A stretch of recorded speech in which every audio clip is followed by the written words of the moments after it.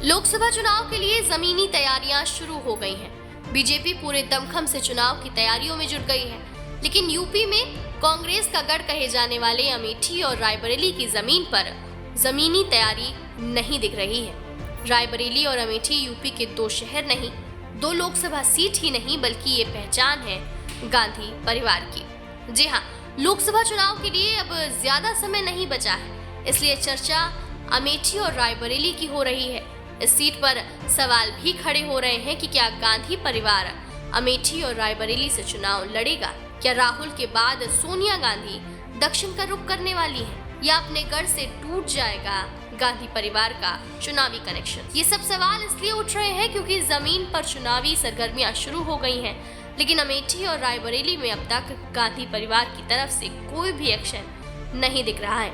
ऐसे में सवाल ये है कि अगर सोनिया गांधी परिवार से चुनाव नहीं लड़ेंगी तो उन्हें कांग्रेस कहां से उतारेगी? मीडिया में खबर है कि सोनिया गांधी रायबरेली से चुनाव नहीं लड़ेंगी, बल्कि सोनिया तेलंगाना से चुनाव लड़ सकती हैं। तेलंगाना की मेडक, नलगोंडा या खम्मस सीट से चुनाव लड़ने की चर्चा तेज है। इन अटकलों को चर्चा तब मिली जब तेलंगाना के सीएम की मुलाकात सोनिया गांधी से हुई और हेमंत रेड्डी ने तेलंगाना से चुनाव लड़ने की सोनिया गांधी से अपील की।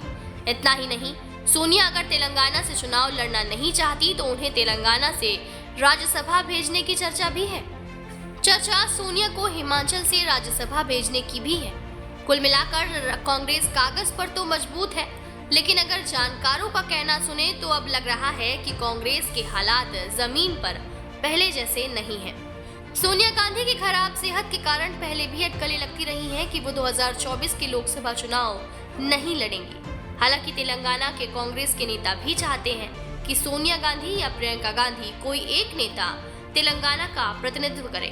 खैर, ये सब तो अटकलें लगती रहती हैं। अब कांग्रेस की लिस्ट ही बताएगी कि सोनिया गांधी चुनाव लड़ेंगी या नहीं, और लड़ेंगी तो कहां से मौका मिलेगा।